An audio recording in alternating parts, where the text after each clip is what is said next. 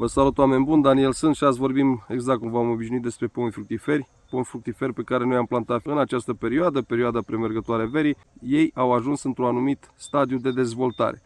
Haideți să vă arăt cum s-au dezvoltat anumiți pomi plantați în funcție de soi, în funcție de sol și în funcție de regulile pe care le-a respectat sau nu le-a respectat în momentul când noi am plantat pomii. Deci pomii arată cam așa. Pomi care sunt puțin mai dezvoltați, pomi care au ajuns în acest stadiu, pomi care arată ceva de genul, sau pomi care nu le-au mers foarte bine deocamdată. Ei bine, dacă în imaginile pe care dumneavoastră le-ați observat și le-ați văzut, vă regăsiți cumva și pomii pe care dumneavoastră îi aveți prin livadă, prin gospodărie, prin curte, urmăriți acest clip și vă asigur că pașii pe care eu o să vi explic imediat, dacă îi urmați, pomii o să fie exact ceea ce v-ați dorit, exact la ce ați visat în momentul în care ați mers acolo să vă cumpărați un pom, l-ați studiat cu mare drag, cu mare atenție și a spus: domnule, din pomul acesta o să mănânc eu fructe, sau pur și simplu acest pom o să-mi facă mie umbră și nepoții o să consume fructe, pentru că așa suntem noi, anumite persoane, suntem un pic mai pesimiști. Dar nu trebuie să fim așa, trebuie să fim optimiști, pentru că orice s-ar întâmpla, viața oricum merge înainte. Oameni buni, ce ar fi indicat să facem noi să ne ajutăm pomii fructiferi să dezvolte corect și să crească exact cum ne-am dorit? În primul rând, nu îl dăm foarte des. Nu îl dăm foarte des numai în cazul în care avem un teren care se drenează foarte ușor, un teren nisipos. Pentru că apa poate fi și prieten, dar și dușman pomului și riscăm ca pomul să usuce.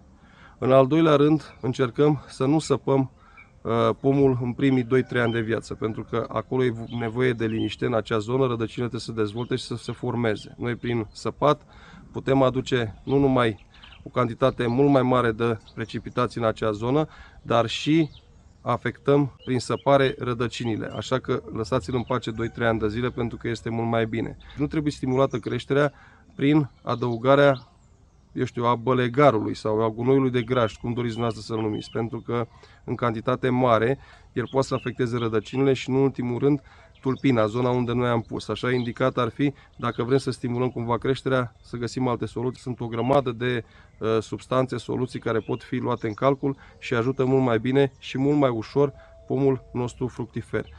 Tot ce înseamnă lăstari sau părți verzi care au crescut, au fost generate pe părțile inferioare a tulpinei, de jos, de la porta altoi până în zona unde vrem să formăm noi coroana, trebuie să dăm jos. Nu trebuie să lăsăm acei lăstari, pentru că ei vor consuma toate resursele care ar trebui, eu știu, coordonate undeva în partea superioară, să dezvolte ramurile care vor forma coroana, viitoarele șarpante, eu știu, schelet al pomului. Deci dăm absolut tot jos. Orice pom plantat trebuie să aibă și un tutore. Tutore înseamnă acel lemnișor pe care îl băteți dumneavoastră paralel cu pomișorul și îl legați bine, ca să îi dați o creștere corectă pomișorului și, în ultimul rând, al tulpinei, dar puteți opta și pentru acel tutore pe care vi l-am arătat eu cum l-am montat și vă spun că din punctul meu de vedere este mult mai corect, pentru că nu mai riscați să ajungă la rădăcină, eu știu, tot felul de dăunători și, în ultimul rând, să răniți cumva rădăcinile. Nu lăsați pe nimeni să vă umble în coroana proaspăt formată. Nu lăsați să vă intervină în verde doar dacă știe foarte bine și știe cu ce să mănâncă acest lucru. Pentru că în primii 5 ani de viață pomul este în formare și atunci orice intervenție greșită, să știți că este un pas înapoi pe care îl dă pomul în dezvoltarea lui. Așa că nu lăsați pe nimeni să vi-l taie decât dacă știe, sau cel mai indicat ar fi ca primul an și al doilea an să-l lăsați în pace. Adică să-și formeze el coroana și după aceea să interveniți. Deci dacă l-ați plantat anul acesta, nu interveniți în primăvara următoare, interveniți peste un an.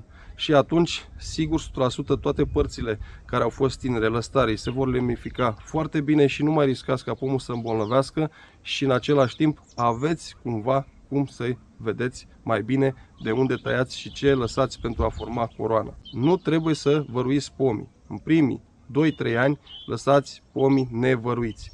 Pentru că eu am văzut pe propria piele, copiii mei nu au știut acest lucru și mi-au văruit anumiți pomi care erau plantați. Într-adevăr, i-am șters, dar să știți că câteva sechele au rămas pe acolo și nu a fost bine. Varul arde, mai ales în cazul pomilor care sunt foarte, foarte vulnerabili în fața anumitor substanțe, anumitor soluții care îi pot afecta. Și odată afectați, la fel, nu o să le mai meargă bine. Nu puneți la baza pomișorului, eu știu, ceva pietricele sau, eu știu, anumite spărturi de marmură sau nu știu ce mai aveți dumneavoastră. Eu am într-adevăr, dar am în jurul la tuia și la alți arbuși de ornament, dar la pomul fructifer încercați să nu puneți astfel de pietricele, pentru că automat căldura înmagazinată pe timpul verii va face ca partea de sub aceste spărturi să se usuce și atunci trebuie să punem mai multă apă care, exact cum vă spuneam, poate face rău și nu bine pomișorului. Exact cum v-am spus, apa este și dușmanul pomului, dar și prieten. Plus, pomișorul nu trebuie să fie înconjurat de vegetație. Vegetația adăpostește undeva foarte mulți dăunători și, în ultimul rând, vegetația va consuma toate resursele rădăcinilor de suprafață ale pomului, așa că în jurul pomului, cel puțin un an, 2, nu trebuie lăsată iarbă. Un sfert din înălțimea pomișorului, căutați să fie diametru și atunci vă asigur că pomului o să-i meargă mult mai bine.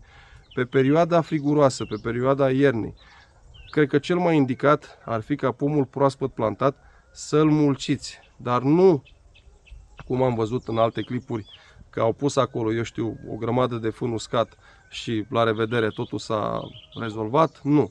Mulcirea se va face cu părți din iarba pe care dumneavoastră a scosit-o vara, iarbă mult mărunțită, și formați un covor pe care automat o să puneți ceva, eu știu, să nu-l ia vântul așa. Nu mulciți cu frunze, nu mulciți cu părți din pomii pe care i-ați tăiat dumneavoastră sau cu altceva, pentru că așa aduceți boala la pomul dumneavoastră proaspăt plantat. Deci acea iarbă pe care ați uscat-o, o puneți în jurul pomului, puteți pune ceva peste, să protejați rădăcinile. Rădăcinile pomilor proaspăt plantați îngheață foarte repede și sunt afectate foarte ușor de către îngheț. Și nu numai. Deci, oameni buni, cred că multe nu ar mai fi de spus.